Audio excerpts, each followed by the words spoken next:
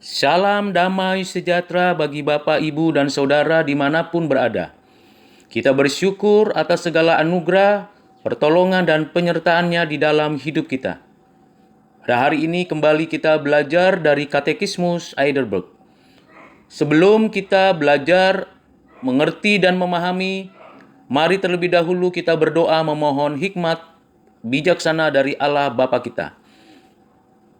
Bapa di surga, terima kasih untuk hari ini. Tuhan selalu setia menopang dan memelihara kami, dan kami bersyukur untuk segala anugerah, berkat, dan pertolongan-Mu. Hari ini kembali kami mau belajar dari Katekismus Heidelberg.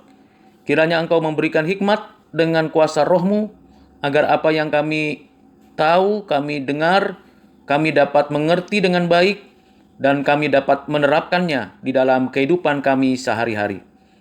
Kiranya Tuhan menolong dan memberkati kami. Dalam nama-Mu ya Tuhan Yesus kami berdoa dan bersyukur.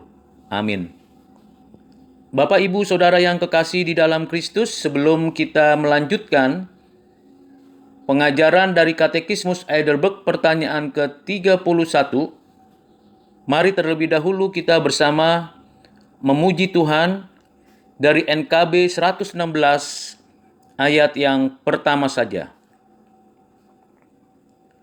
Siapa yang berpegang pada sabda Tuhan dan setia mematuhinya, hidupnya mulia dalam cahaya baka, bersekutu dengan Tuhannya.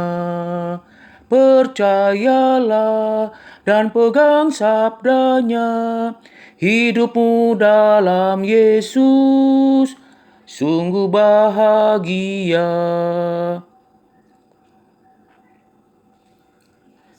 Pertanyaan ke-31 dari Katekismus Heidelberg ialah, mengapakah ia disebut Kristus, yang artinya diurapi?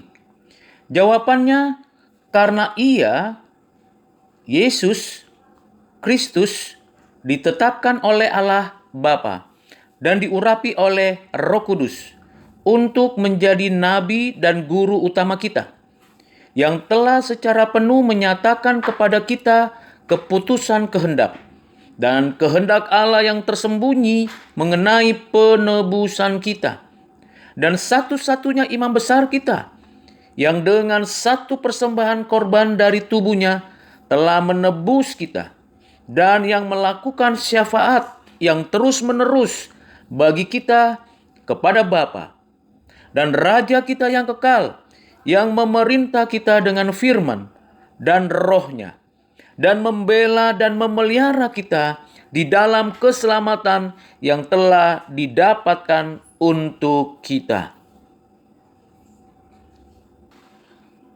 Bapak, Ibu, Saudara yang kekasih di dalam Kristus, Kristus artinya diurapi. Kristus juga artinya Mesias.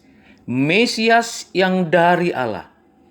Ini adalah jabatan yang hanya ada pada diri Yesus. Di dalam Perjanjian Lama ada 3 jabatan yang diurapi. Yang pertama nabi, yang kedua imam, yang ketiga raja. Masing-masing para pejabat yang diurapi Allah ini memiliki tugas tanggung jawab yang berbeda. Nabi mewakili Allah menyampaikan kebenaran firman Tuhan dengan tanda-tanda dan mukjizat yang menyertainya. Nabi diutus untuk menyatakan kebenaran, kasih, dan keadilan dengan sungguh-sungguh secara pribadi atau di hadapan banyak orang. Nabi juga mengajarkan kebenaran-kebenaran tersebut kepada murid-muridnya dan diberikan otoritas untuk menyatakan kehendak Allah, baik yang terjadi saat ini maupun yang akan datang. Sedangkan imam yang dipilih dari orang-orang Lewi, yang dikhususkan untuk pelayanan dalam ibadah, Dalam hal ini berkaitan dengan permohonan kepada Allah. Seorang imam mempunyai tugas tanggung jawab mewakili umat Tuhan secara pribadi maupun komunitas.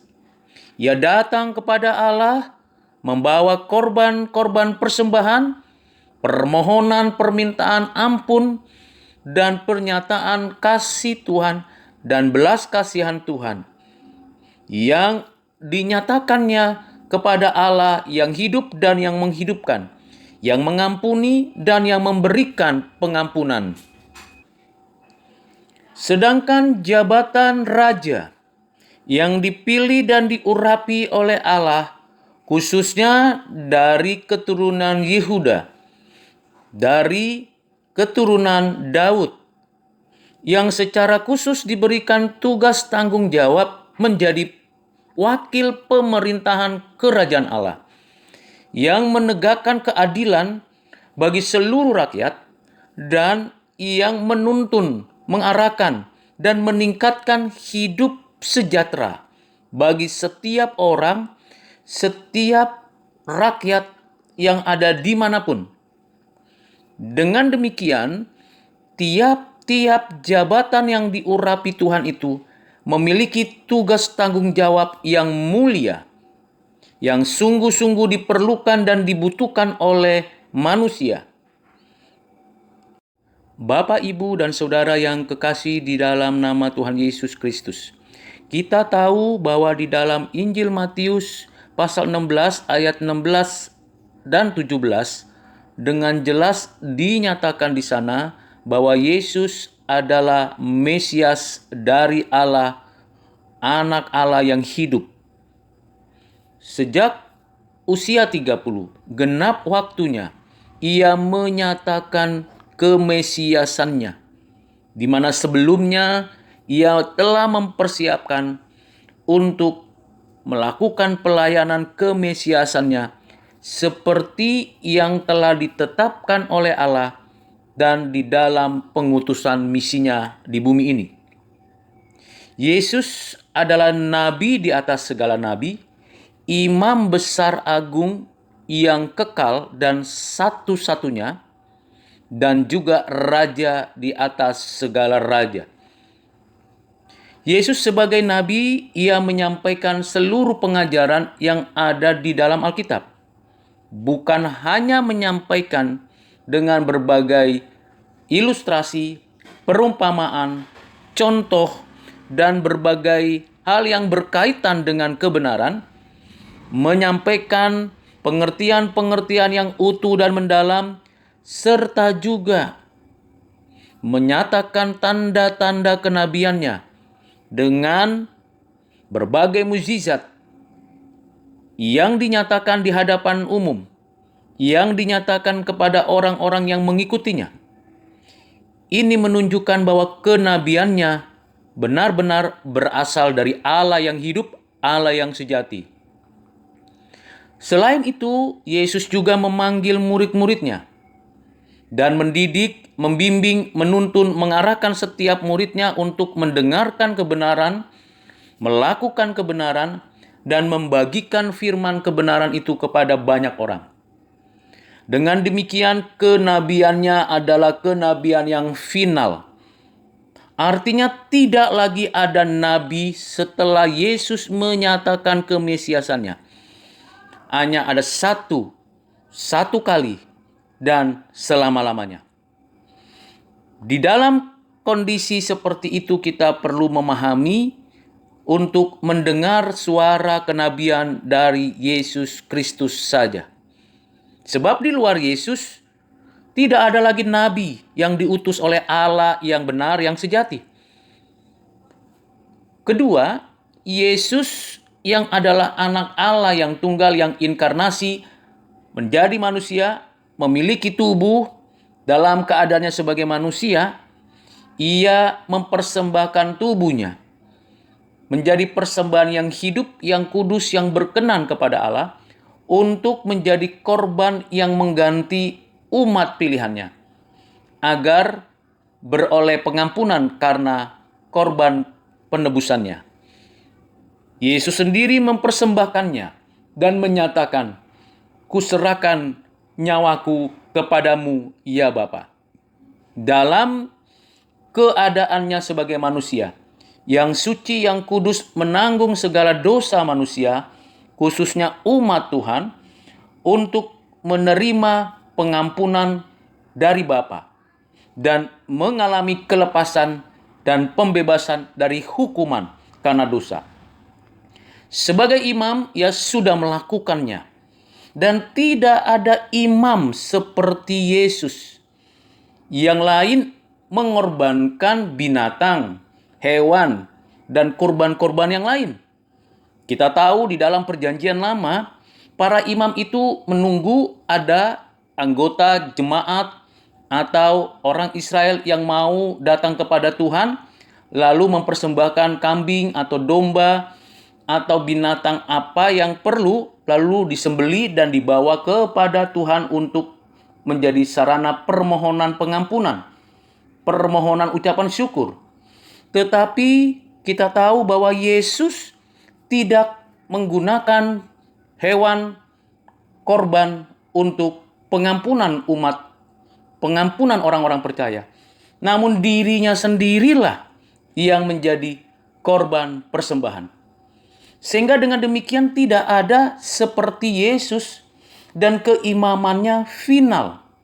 Bukan berhenti di sana saja, setelah ia menyatakan diri bangkit dari kematian, naik ke surga, duduk di sebelah kanan Allah Bapa, ia sebagai imam berdoa untuk umatnya. Dia sendiri yang menjadi pendoa syafaat tiap-tiap orang yang percaya kepadanya. Tiap-tiap orang yang menjadi umatnya. Berdoa kepada Bapa di surga. Menyampaikan keluhan, pergumulan, persoalan hidup. Inilah imam yang sejati. Imam besar agung. Dia tidak didoakan, tetapi ia mendoakan. Ini menjadi contoh teladan bagi hidup kita. Bahwa kita tidak menuntut orang lain mendoakan kita, tapi kita menuntut diri kita mendoakan orang lain. Siapapun dia, keluarga kita, tetangga kita, siapapun yang ada di sekitar kita. Ini menjadi teladan yang sempurna, imam besar agung. Bukan hanya sampai di sana saja. Yesus juga menyatakan pembelaannya kepada Bapa atas cobaan si iblis yang mengganggu umatnya, yang mencobai umatnya di bumi ini. Yesus Kristus membela kita. Dan bukan berhenti di sana. Ia juga menyediakan tempat bagi kita di dalam kerajaannya untuk menikmati hidup kekal selama-lamanya, penuh kebahagiaan, penuh sukacita. Yesus Kristus juga adalah Raja di atas segala raja. Segala otoritas, kuasa, dan kekuatan diserahkan kepadanya. Sebagai anak Allah yang setara dengan Bapa dan Roh Kudus, tentulah ia punya kuasa, punya otoritas, punya kekuatan. Dan juga ia sendiri sebagai imam, sebagai nabi, tentu memiliki otoritas itu.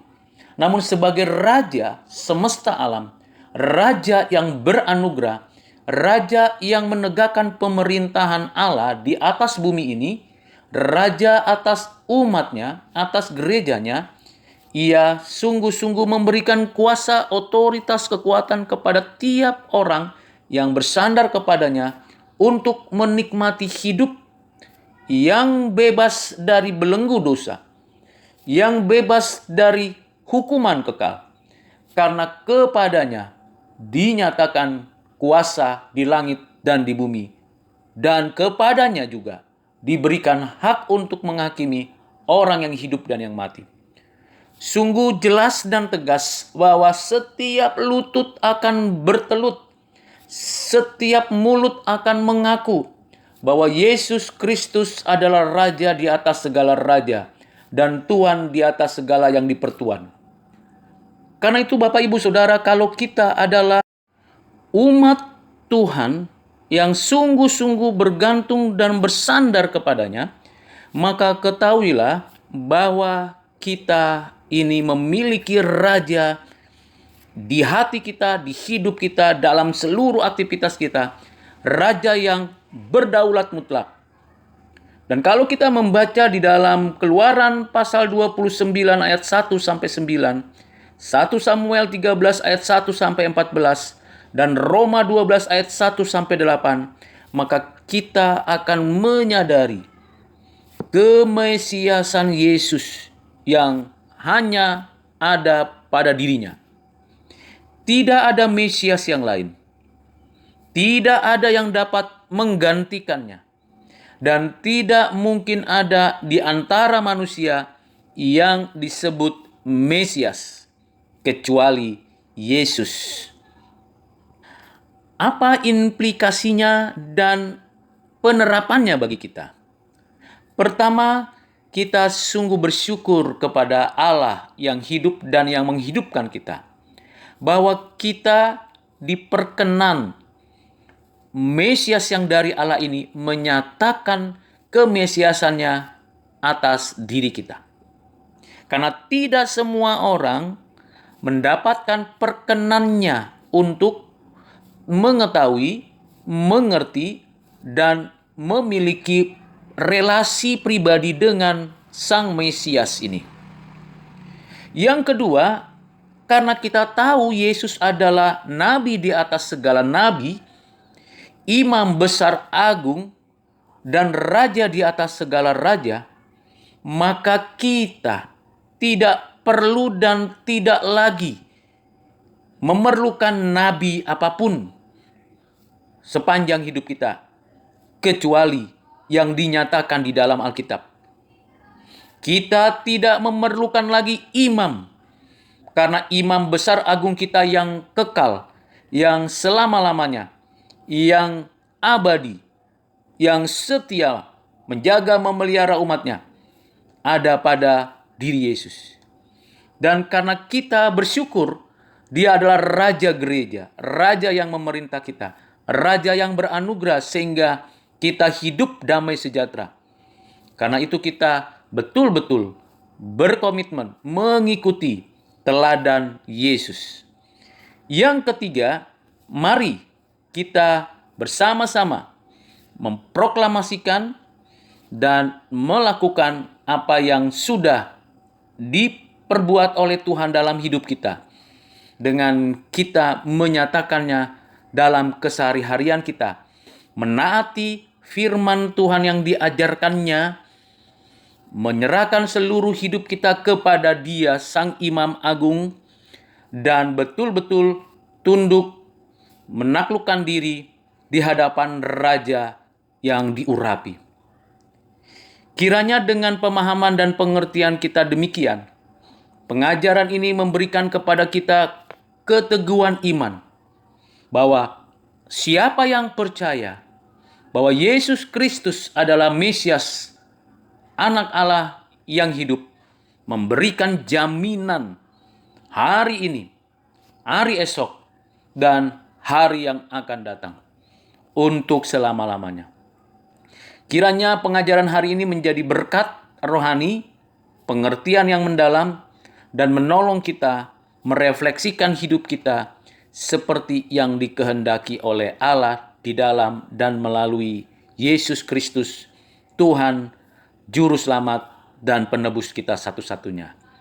Amin.